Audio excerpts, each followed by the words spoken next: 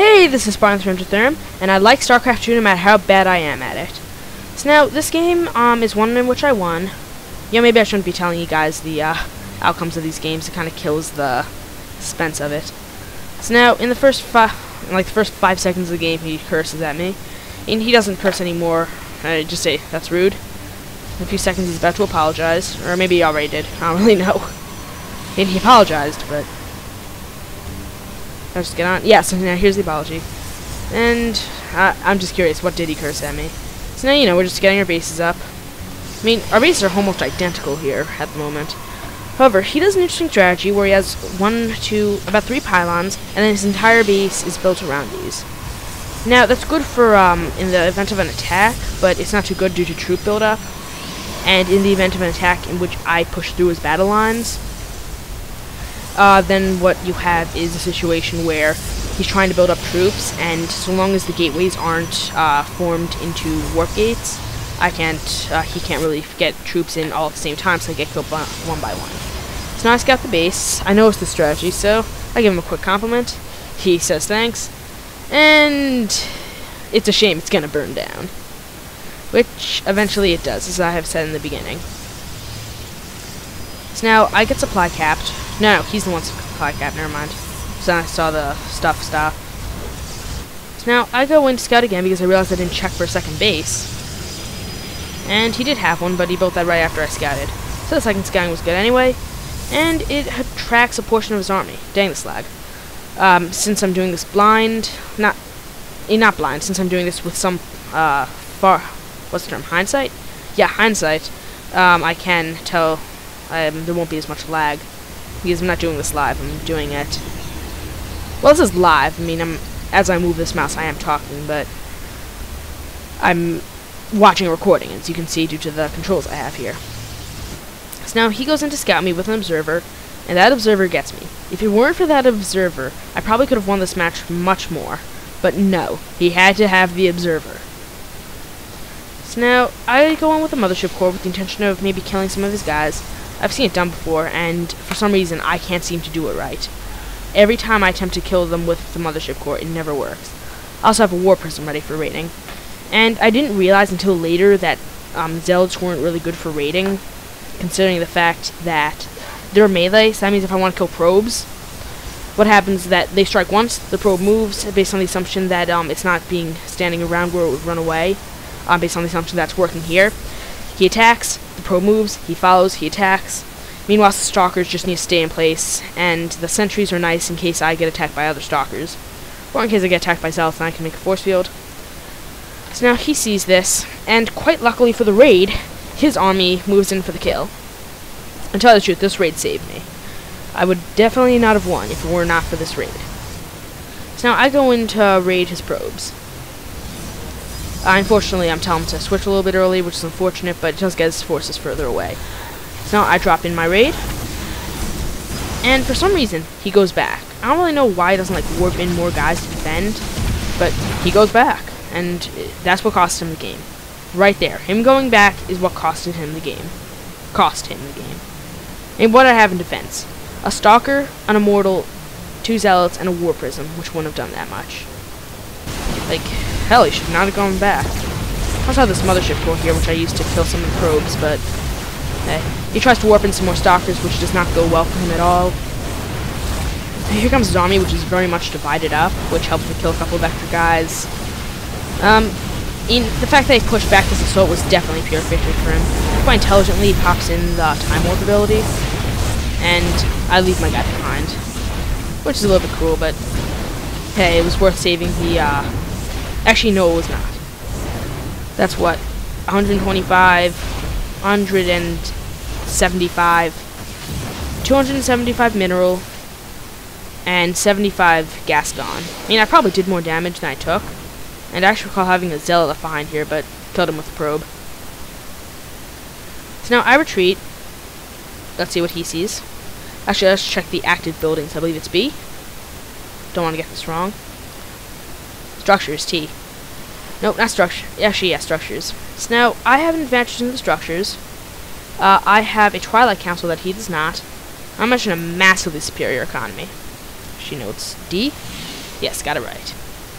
Now he sends in his army. I send in another raid consisting of 2 groups. One of them has one of the things has an immortal. What's it called? So now they pass each other again, and this time he does not go back, as you're about to see. Let's just fast forward this a little. So now his forces are divided up again because stalkers are faster than the rest of the units, which is a very annoying thing. So now we move in. I try to warp in some more stalkers to defend.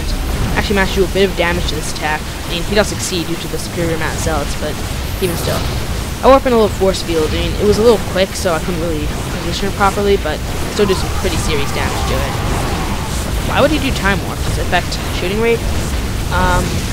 No, just movement speed. So yeah, the time warp one really helped. I guess for retreating purposes, but what would I retreat for? So now here comes my raid, which I actually don't realize it yet, but all of this army is here. Nothing left behind to defend. To tell you the truth, why would you leave forces behind to defend?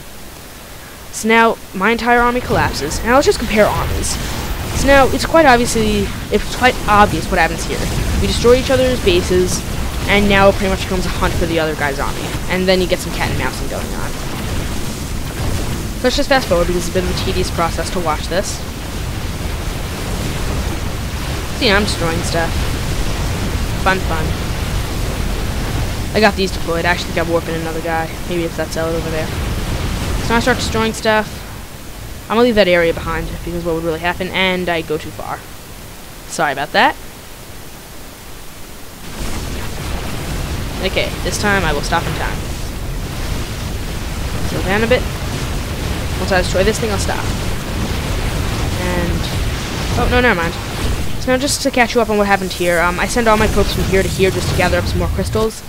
And then I try to build another base here, but he built a second base here, so I have to find a new location. And I eventually settle on this spot here. Nice little vacation resort with what once was a water view. I'm chasing this probe around. Like, you know, basically the 2 armies are pretty much either sweeping up, in his case, or in my case, trying to find a new base. I assumed that his army was stronger than mine, which is probably what ended up winning me the game. So let's just skip through this. You know, we're destroying each other's bases. I build a new one. And unlike him, he builds a new one up here because he probably assumed his one will get destroyed. And I start to actually build structures here. His base was only for the purpose of avoiding getting detected. Also probably to prevent him from losing all structures and losing automatically. So what happens is I'm actually building structures here. And I eventually get a gateway up. And as a result, I, unlike him, can build units. Now apparently I don't need the Cybernetics core to still be alive in order to benefit from the warp gate ability. As a result, I can still have the warp gates. Actually, do I bring up Cybernetics core? Not really, no. Well, I'll find out in about a few seconds. So I start scavenging around for his base. Actually, searching would be a better term. Increase the speed a bit more. And so one of my probes runs away, almost gets killed, but survives. Those heroic probes. So I have these 2 dead gateways here. However, I do have a pylon here, which ends up really helping me later on. So now I try to destroy this base, but his forces come in. I instantly make the assumption that his force is greater than mine. And pretty much whoever would win the fight comes down to whose zealots manages to get in first and whose force is more together. Because I have the advantage in the amount of zealots, but he has the advantage in the amount of stalkers, and overall his advantage is greater than mine.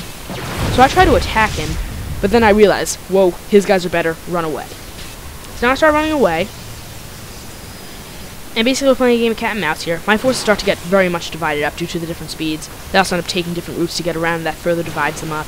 Try sending the immortals back, which for some reason he ends up retreating, but probably realizes that's only the 3, not immortals, zealots.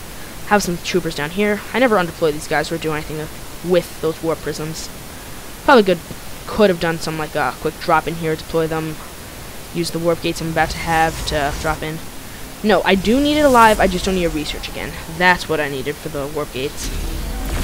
Now I'm running away. I realized the zealot's getting attacked, so eventually I stopped the what do they call it for a few seconds? No, never mind, he drops off. I remember at one point a more important unit was getting attacked, so I stopped the zealot for a second. So now pay close attention over here, because you may see it now or later. Actually, it may have even been earlier. Rewind the video if it did happen earlier, but just keep an eye over there because I warp in some more guys, and that ends up surrounding him. Did I warp them in yet? Nah, keep an eye on the unison. Here's that warp. So the Zealot and the Stalker, it doesn't mean that much, but in comparison to the 2 tiny armies, it's definitely a very big help. Also, I mentioned the fact that he is probably very tediously working around. The observer is there in case I ever warp in some Dark Templars. I believe the abbreviation is TD. No, DT. No, Dark Templar. Yeah, DD. My English is terrible. So let's continue. I also, unlike him, am gathering resources. So now he says to leave.